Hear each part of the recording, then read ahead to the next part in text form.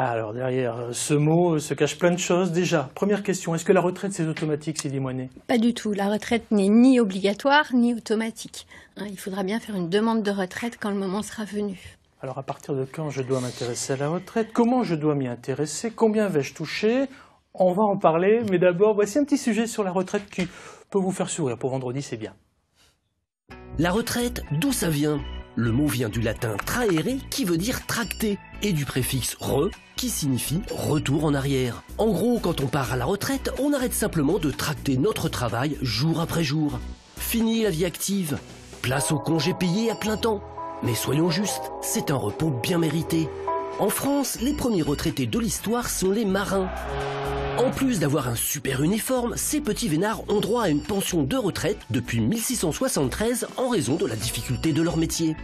En 1930, on copie les Allemands et on instaure la retraite par capitalisation, ce qui veut dire que chaque salarié cotise pour sa propre retraite. Mais après la guerre, c'est le Big Bang, avec la création de la sécurité sociale. Oui, artisans, ouvriers, paysans, c'est la retraite.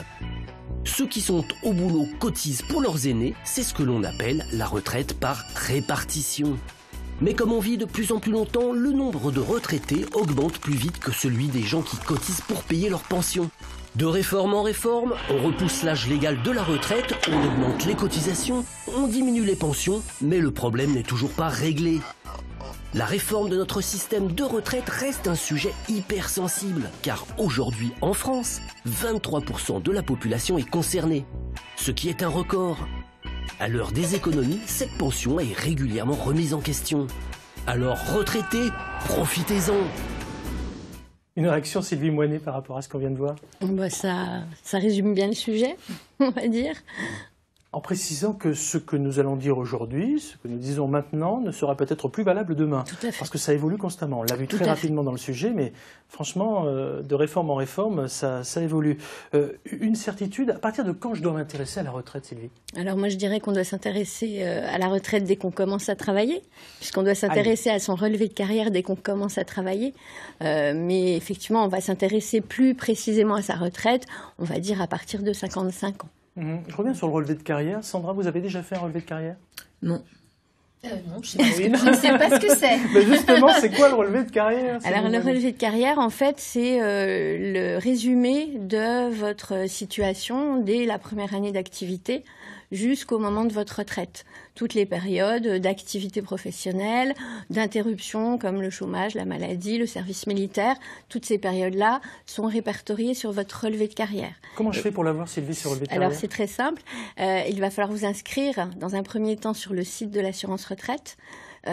Donc www.l'assuranceretraite.fr. C'est important, il y a le L qui est attaché. Tout à fait, il n'y a pas d'apostrophe. L'assuranceretraite.fr, on va mettre l'adresse d'ici la fin de cette émission. Et donc sur ce site, on va créer son espace personnel afin d'accéder aux différentes choses disponibles et entre autres le relevé de carrière dès qu'on a une première activité, donc très très tôt.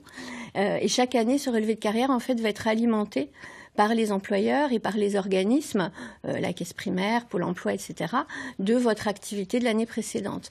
Et donc, vous pouvez suivre tout au long de votre carrière le déroulé et puis vérifier que toutes les informations connues sont justes et qu'il n'y a pas d'erreur. Une carrière pour pouvoir partir à la retraite, c'est combien de trimestres? Parce que c'est en trimestre qu'on parle. Alors, ça dépend.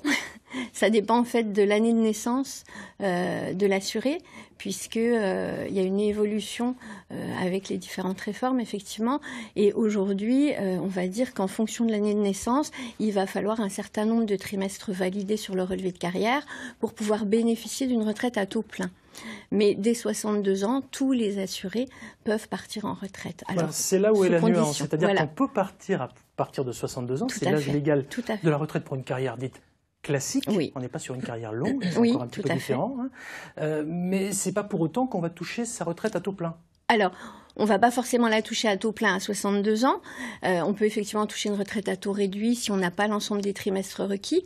Mais on peut aussi toucher une retraite à taux plein sous condition à l'âge légal, mais qui ne sera pas forcément entière. Il y a plusieurs notions dans la retraite à taux plein, la retraite entière, et les deux notions ne sont pas forcément les mêmes. J'aime beaucoup le regard de Sandra Cléo, parce qu'elle se dit « Oula, finalement, c'est pas aussi simple que ça. » C'est assez complexe. Et c'est vrai que c'est assez complexe, d'autant qu'on ne sait pas forcément sur quelle base base sera calculée cette retraite? Parce qu'on entend un peu tout et n'importe quoi. Soyons clairs, pour les salariés du privé, sur quelle base est calculée notre retraite? Alors, pour les salariés du privé, la retraite va être calculée sur 3 paramètres. En fait, on va prendre en compte le salaire annuel moyen, qui va être calculé sur la moyenne des 25 meilleures années de la carrière, Très et important. pas les 25 dernières. Je fais une petite pause Voilà. là-dessus, parce que souvent on entend 25 dernières années. Ce sont les 25 meilleures meilleures années. Ça peut être une année par-ci, une année par-là, Tout à 10 fait. années par-ci, 10 années par-là. Voilà. Au total, ce sont les 25. C'est les 25 pour l'instant, meilleures au d'aujourd'hui, maximum. Voilà, on est tout à d'accord, fait. nous sommes bien le vendredi 22 mars 2019. C'est ça. Non, c'est important. C'est le premier paramètre de calcul. On va y ajouter, multiplier ce salaire par un taux qui va varier du taux minimum, qui va être à 37,5% minimum, c'est le taux minimum de la retraite, à 50% de ce salaire annuel au maximum. C'est ce qu'on appelle le taux plein. D'accord. Et ces éléments-là vont être aussi multipliés par une durée d'assurance qui va correspondre en fait au nombre de trimestres validés, effectivement présents sur le relevé de carrière à l'âge où on va prendre sa retraite. Sylvie Moinet, comment je valide un trimestre? Est-ce que c'est 3 mois de travail ou une somme d'argent qui équivaut à un trimestre? Alors aujourd'hui, pour valider un trimestre, il faut avoir gagné, on va dire, un montant brut de salaire. C'est-à-dire qu'en 2019, le barème est de 1 504,50 € brut. Je vous arrête. 1 540 € brut, c'est-à-dire 1 504,50 €. D'accord, ok. Je vous arrête volontairement parce que, imaginons que je les ai en 15 jours, ou en un mois, je valide un trimestre, c'est ça? Tout à fait. C'est très important parce que on pense que c'est, pour moi, travailler, c'est le salaire qui valide un trimestre. C'est le salaire qui permettra de valider un trimestre cotisé. À l'inverse, si je gagne beaucoup plus, est-ce que je valide beaucoup plus de trimestres? Alors oui, mais dans la limite d'un plafond. Puisqu'il y a un plafond de sécurité sociale qui est à 3 377 € brut par mois. Donc, dans tous les cas, en un mois de travail, on ne pourra pas valider plus de 2 trimestres. Mais effectivement, si on gagne bien sa vie, en 2 mois de travail, on peut éventuellement valider 4 trimestres sur son compte retraite. Et alors pour les mamans et les papas, parce que là aussi on entend un peu tout et peut-être aussi n'importe quoi, est-ce que j'ai des trimestres validés pour mes enfants? Alors éventuellement, on va pouvoir avoir des trimestres supplémentaires, effectivement, des trimestres validés, qui ne seront pas des trimestres cotisés, qui vont être attribués donc, et pris en compte à compter de l'âge légal 62 ans. Donc pour les mères, dans un premier temps, puisque jusqu'en 2010, ces trimestres-là étaient réservés aux mères. 8 trimestres aux mères à la base, donc 8 trimestres par enfant au maximum. Donc il fallait avoir les 4 trimestres de maternité plus 4 trimestres d'éducation si l'enfant a été élevé pendant les 4 ans qui suivent sa naissance.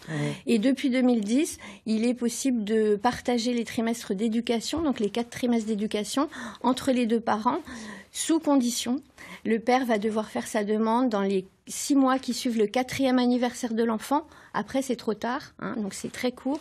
Et il faudra que la mère soit d'accord pour partager ces trimestres. Bon, parfois, on a l'impression qu'il faut avoir fait bac plus 12 pour comprendre les différences. C'est assez subtil. Vous avez compris, vous, trimestre validé, trimestre cotisé, Sandra et Marilyn? Oui, je crois que c'est clair grâce à vous. Oui, c'est C'est clair, plus oui. clair, en tout cas. Voilà.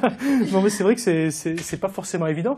Le chômage, est-ce que ça permet de valider des trimestres? Alors, sous condition d'être indemnisé, inscrit comme demandeur d'emploi, on va effectivement valider un trimestre de chômage par période de 50 jours d'indemnisation. À chaque fois qu'on cumule 50 jours sur l'année, on valide automatiquement un trimestre de chômage. De même pour la maladie. Justement, j'allais venir. 60 jours de maladie cumulés va valider un trimestre de maladie, mais ce ne sont pas des trimestres cotisés. Sylvie Moinet, je reviens sur mon dossier retraite. J'arrive, j'ai toqué, j'ai eu la chance de vous avoir. C'est déjà une chance parce que j'imagine que maintenant beaucoup de choses se font sur Internet, l'assurance-retraite.fr, on l'a bien compris. Combien de temps finalement pour le bouclage du dossier? J'arrive à quel âge et je peux espérer toucher ma pension de retraite à quel âge? Alors on conseille de faire les démarches pour une retraite à l'âge légal 62 ans ou au-delà 6 mois avant. 6 mois avant la date qu'on a choisie, pour être sûr d'être... On va recevoir sa notification de retraite dans le mois qui précède le point de départ. Et on sera payé au mois suivant. Par contre, si on est dans le cadre d'une retraite anticipée pour carrière longue, les démarches sont un petit peu plus longues. Il faudra s'y prendre 8 mois avant les 60 ans. Très clair, le versement de ma retraite se fera chaque mois, donc mensuellement ou par trimestre?